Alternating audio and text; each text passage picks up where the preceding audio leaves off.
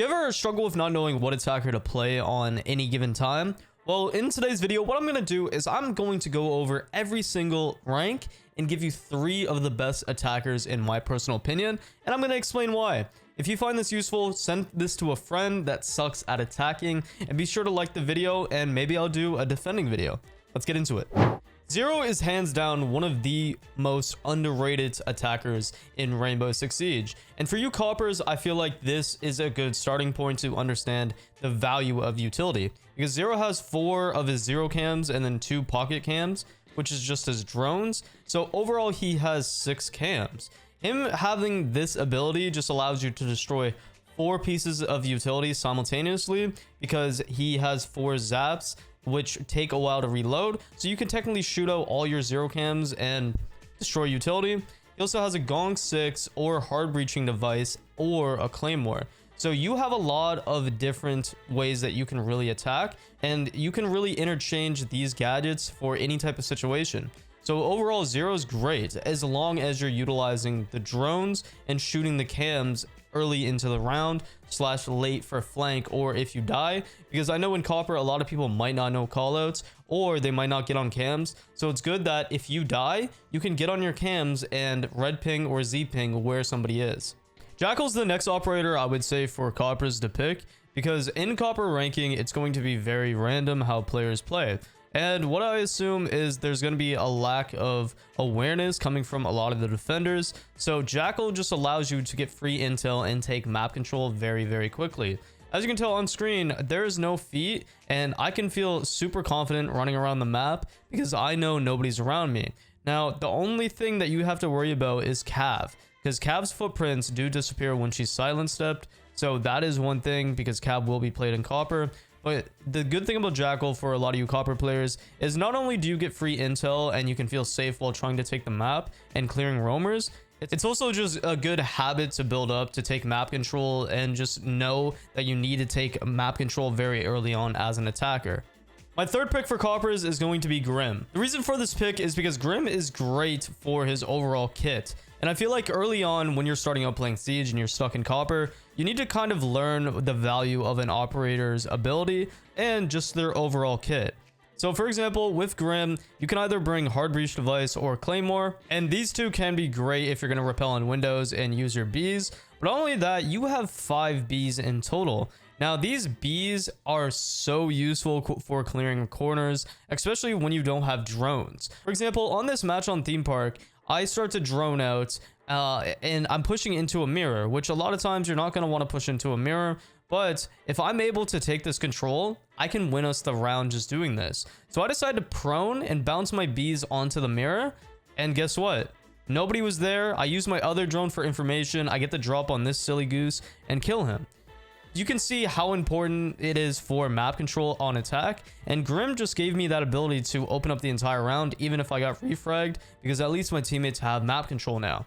So Grim can do this, especially him having 5 mounts of bees. You can literally use this to clear all sides of corners and not have to waste your time droning.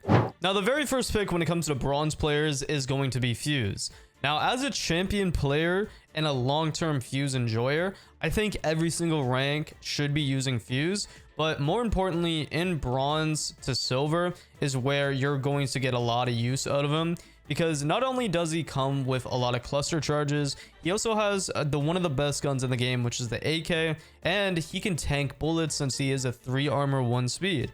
If you can get over how slow and clunky he can feel, he is a great operator, because you can be a hard breacher as well, having the secondary hard breach, and you can clear so much utility. Utility is a very important thing, and from what I've noticed when I've played in ranks like bronze, is people bring a lot of utility and usually bunker down in sight. So it will be good if you can just fuse off site and you can open up hatches or play vertical, and you can get a lot out of his kit overall. The next operator I'm suggesting is going to be Ram.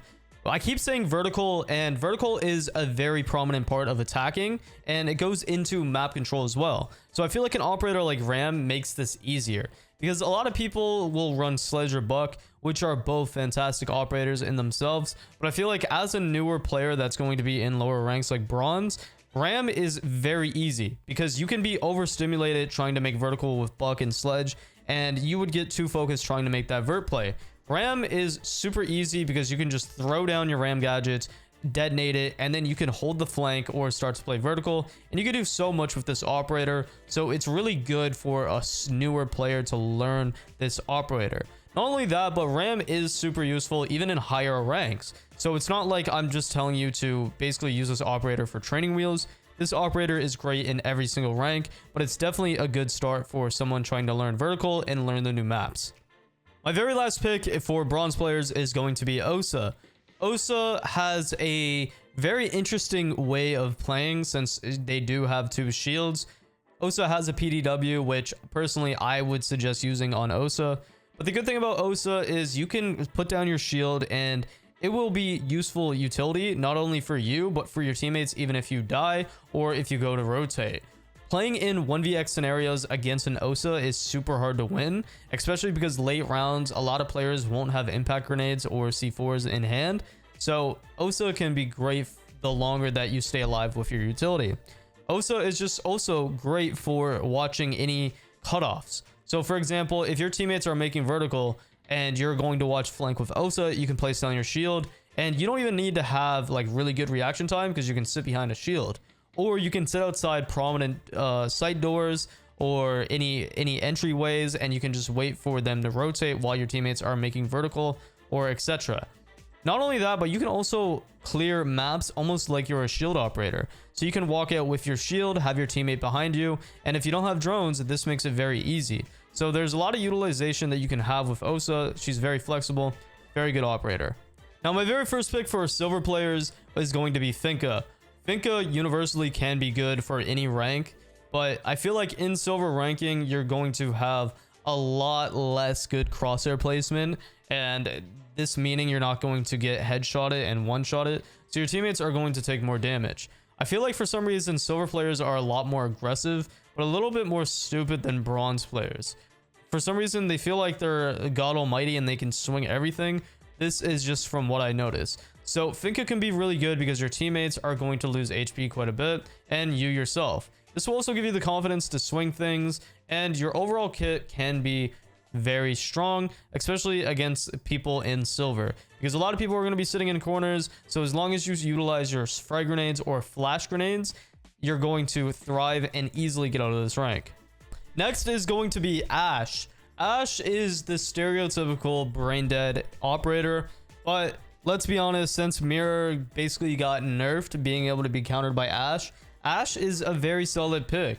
Ashe has always been a solid pick, but just for this Mirror aspect, super solid. From what I've seen, a lot of silver players really love some wacky Mirror strats, so just that alone makes Ashe way more valuable. Not only that, but you're able to clear utility at a very far range, so Ashe can be super freaking good. Also, her guns are magnificent with the ACOG now. My last pick is going to be Flores. Flores is a good operator for any rank, maybe even one of the best attackers. I feel like starting off in silver, you can really get the feel of him, and you can get the knowledge of destroying and locating utility, because you're going to need that when you get into higher ranks. So using Flores is a must need, and you need to learn how to use them efficiently. The very first operator for gold is going to be Ying. Ying is super underrated, and that's because Ying can do so much for herself. She is so good solo and with a team. You don't need to rely on your teammates, because if you need to burn an ADS or OMEN, you have smokes. If you need to clear an angle, you can just Candela out. And if you need to roll it and timing the Candela, you can. You don't need another person to time their utility with you. So I think Ying is a very good aggressive operator that you should be playing. Next is going to be Grim. Just like Ying, you are self-sufficient with this operator, and I feel like in gold ranking, this is the most important operator selection to be, and that is kind of a little bit more selfish. And that's because the way that enemies play, and especially teammates, is you guys don't know enough yet, but a lot of gold players will play like they're way more advanced than what they really are. So if you can just get your mechanics down and get your utility down, you're going to flourish in this ranking and get to play easily. Last is going to be Ashe, and this is only because the fragging potential and possibility, especially facing up against a lot of mirror players. Mirror players are usually in this elo range of silver to plat, So I just think with the recent buff, with Ashe being able to destroy mirrors, why not utilize Ashe? Especially Ashe having that fragging potential, especially with the ACOG now, I don't see why you wouldn't want to run Ashe.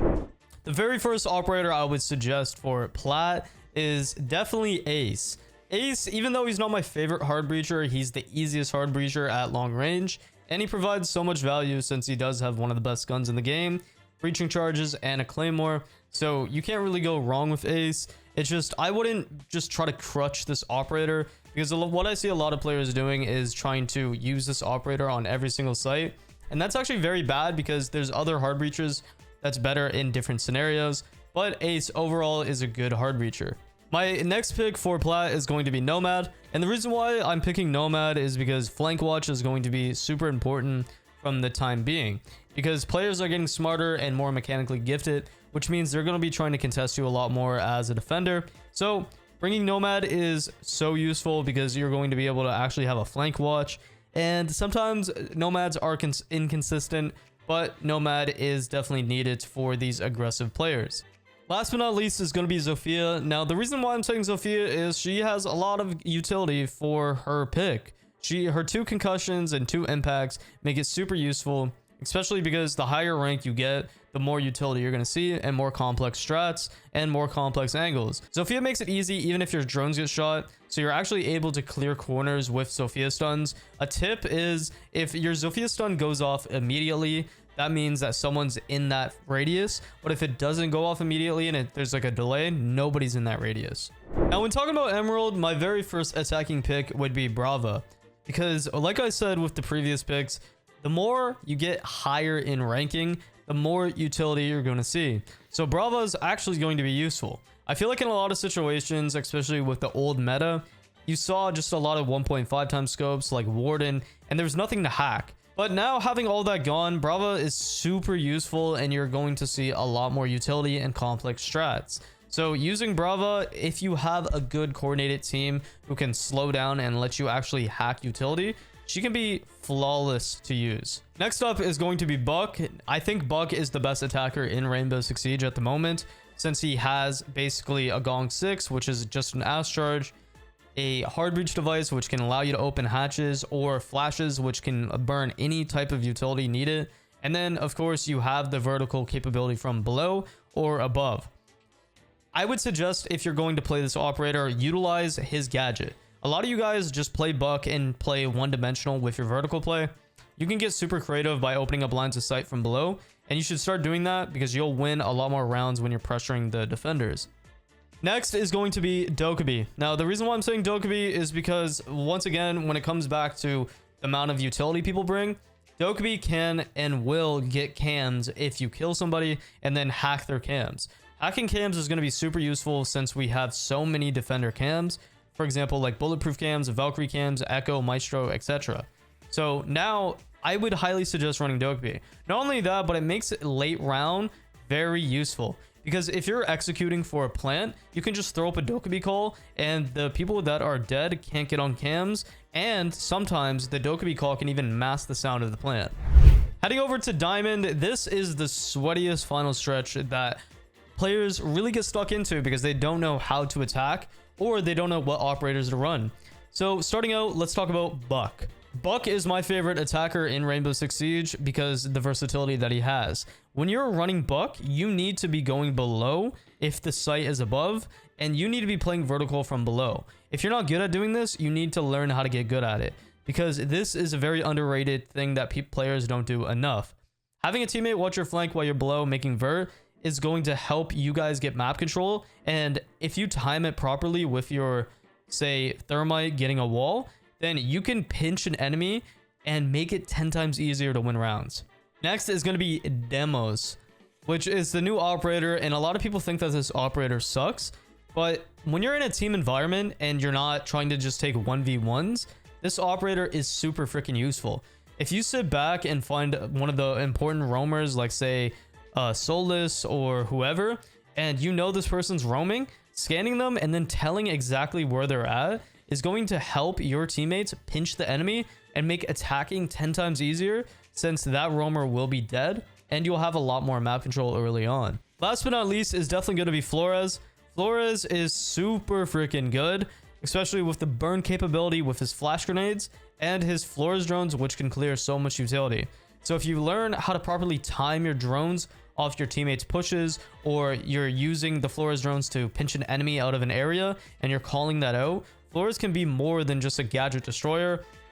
Also, if you need to use a Flores drone, you can use it for vertical play, which in some instances will actually win you rounds, because sometimes when your vertical op like Buck or Sledge dies, it's really helpful to be able to do the most random stuff with your Flores drones and get lines of sight open.